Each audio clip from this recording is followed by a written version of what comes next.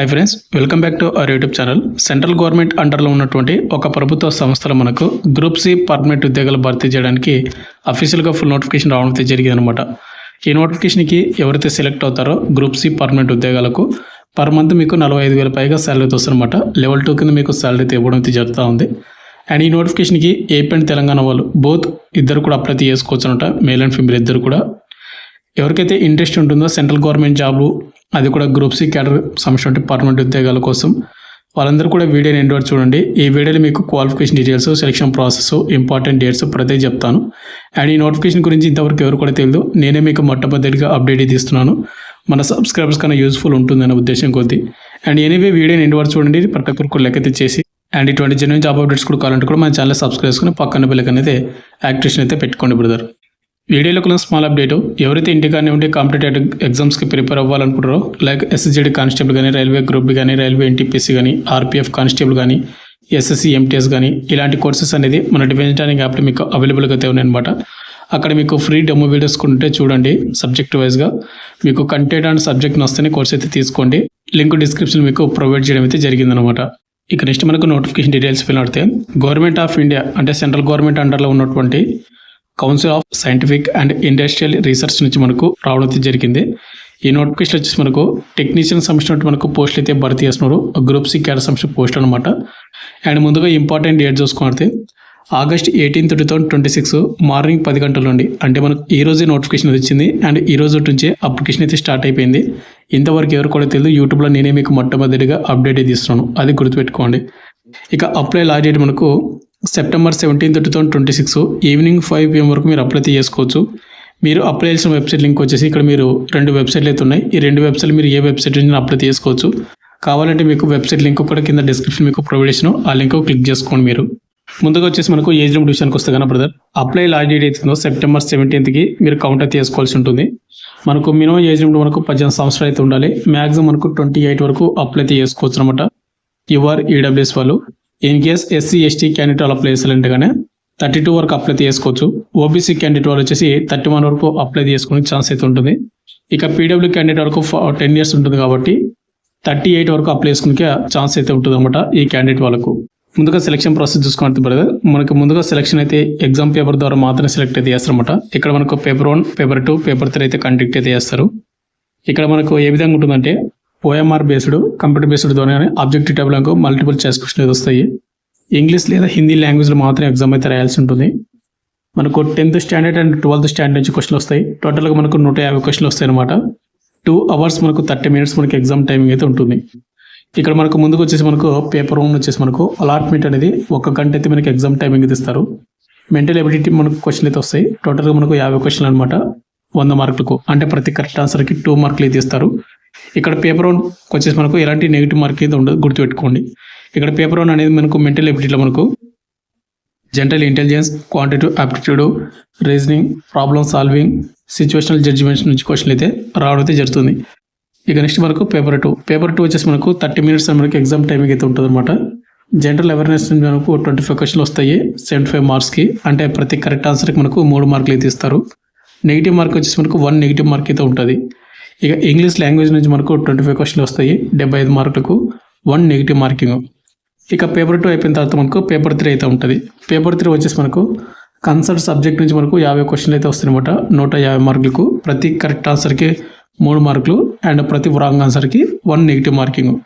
అయితే ఇక్కడ మనకు కన్సర్న్ సబ్జెక్ట్ అంటే మీరు అప్లై చేసినట్టు ట్రేడ్స్ ఏవైతే ఉంటాయో టెక్నీషియన్ కదా, వాటి రిలేటెడ్ సబ్జెక్టులు మీకు క్వశ్చన్స్ అయితే అడగడం అయితే జరుగుతుంది అనమాట, గుర్తుపెట్టుకోండి. ఇక ఎగ్జామ్ అయిపోయిన తర్వాత మనకి ఏంటంటే డాక్యుమెంట్ వెరిఫికేషన్ కండక్ట్ చేసి ఫైనల్ మెరిట్ లిస్ట్ ద్వారా మనకు జాబ్ అనేది ఇవ్వడం అయితే జరుగుతుంది. ఇక ఎలాంటి ట్రేడ్ టెస్ట్ కానీ ఎలాంటి ఇక ఏది కూడా ఉండదు అనమాట దీనికి. ఇక నెక్స్ట్ ఇక్కడ మనకు టోటల్గా ఎన్ని వేకెన్సీ ఉన్నాయి అండ్ శాలరీ చూసుకుంటే బ్రదర్, ఈ నోటిఫికేషన్ మనకు టెక్నీషియన్ గ్రూప్ 2 కేటగిరీ సంబంధించిన పోస్ట్ అయితే భర్తీ చేస్తున్నారు. టోటల్గా మనకు 43 వేకెన్సీ అయితే భర్తీ చేస్తున్నమాట. అయితే ఈ 43 కూడా మనకు టెంటేటివ్ మాత్రమే, ఇంకా పోస్టులు పెరిగే ఛాన్స్ కూడా ఉండొచ్చు. అండ్ యువర్ వాళ్ళకు 19, ఓబీసీలకు 11, ఎస్సీ వాళ్ళకు 6, ఎస్టీ వాళ్ళకు 3, ఈడబ్ల్యూఎస్లకు 4. ఇక్కడ ఎస్సీ, ఎస్టీ, ఓబీసీ, ఈడబ్ల్యూఎస్లకు ప్రతి క్యాండిడేట్ వాళ్ళకు వేకెన్సీ అయితే రిజర్వ్ చేయడం అయితే జరిగింది. కాబట్టి ఎవరైతే బిలో 28 ఉన్న వాళ్ళు యువర్ క్యాండిడేట్ అప్లై చేసుకోండి. ఒకవేళ 33 years ఉన్నటువంటి వాళ్ళు ఎస్సీ వాళ్ళు కానీ, ఎస్టీ వాళ్ళు కానీ మీరు అప్లై చేసుకోవచ్చు.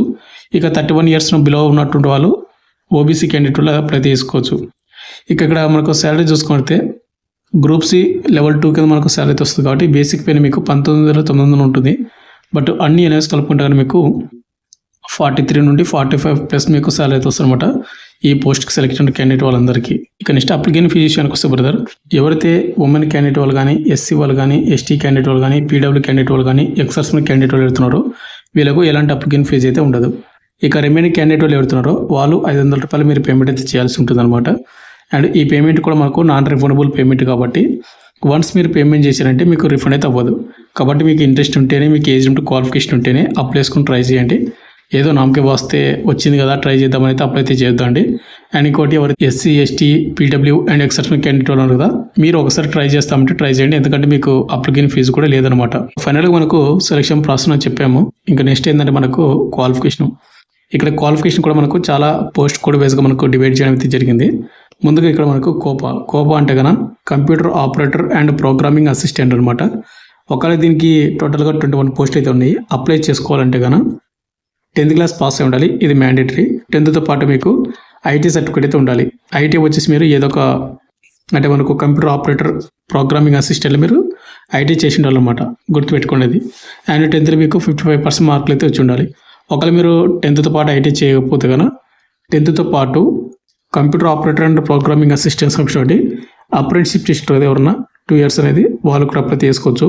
లేదంటే computer operator and programming assistant మీకు 3 years ఎక్స్పీరియన్స్ ఉంటే కూడా అప్లై చేసుకోవచ్చు అనమాట ఆ పోస్ట్కి.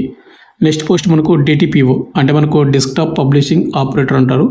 దీనికి కూడా సేమ్ 10th ఉండాలి, వాటి రిలేటెడ్ మీకు ఐటీ సర్టిఫికేట్ ఉండాలి, లేదా 10th పాటు మనకు 2 years ఫుల్ టైం ఎక్స్పీరియన్స్ ఉన్నా లేదా అప్రెంటిస్షిప్ ట్రైనింగ్ చేసినా అప్లై చేసుకోవచ్చు.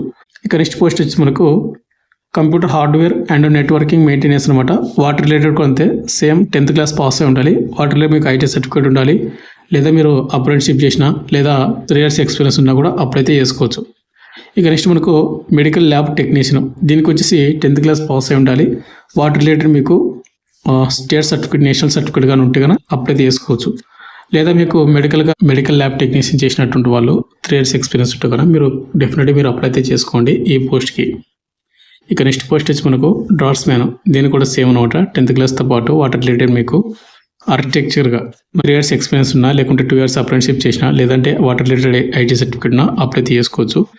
నెక్స్ట్ ఇన్స్ట్రుమెంట్ మెకానిక్ కానీ, అండ్ డ్రాట్స్మ్యాన్ మెకానికల్ కానీ, డ్రాట్స్మ్యాన్ సివిల్ కానీ, ల్యాబొరేటరీ అసిస్టెంట్ లేదా కెమికల్ ప్లాంటు, ఇంకా ఇంటీరియర్ డిజైనర్, వీటి రిలేటెడ్ మీకు 10th పాటు ఐటీ సర్టిఫికేట్ ఉండాలి. ఒకవేళ ఐటీ సర్టిఫికేట్ లేకపోతే 2 years అప్రెంటిస్షిప్ చేసినట్టు వాళ్ళు అప్లై చేసుకోవచ్చు. లేదనుకుంటే కానీ 3 years ఎక్స్పీరియన్స్ ఉంటూ కూడా అప్లై చేసుకోవచ్చు అనమాట. మేజర్గా ఈ పోస్ట్ రిలేటెడ్ మనకు క్వాలిఫికేషన్ మనకి ఈ విధంగా అయితే పెట్టడం అయితే జరిగింది.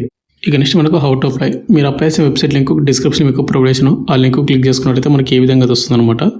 అయితే క్వాలిఫికేషన్ ఈజ్ లిమిటెడ్, డెఫినెట్గా అప్లై చేసుకోండి. August 18th నుంచి మనకు September 17th వరకు అప్లై చేసుకోవచ్చు.